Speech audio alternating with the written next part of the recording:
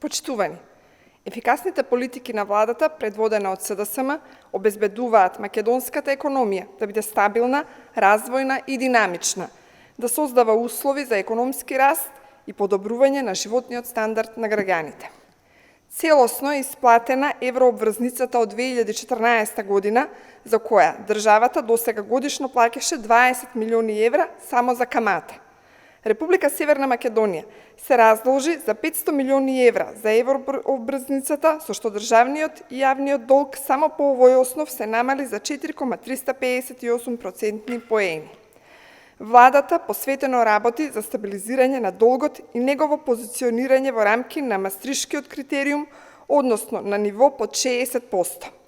Буџетот е ликвиден, приходите од почетокот на годината имаат раст од 15,6% во однос на истиот период лани, а расходите се реализираат редовно и навремено.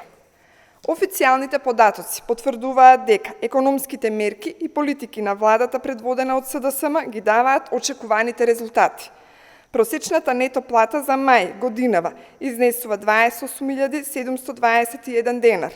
Таа, во споредба со просечната плата од јуни 2017 година, која била 22.808 денари, е зголемена за 5.913 денари, односно за 25,93%.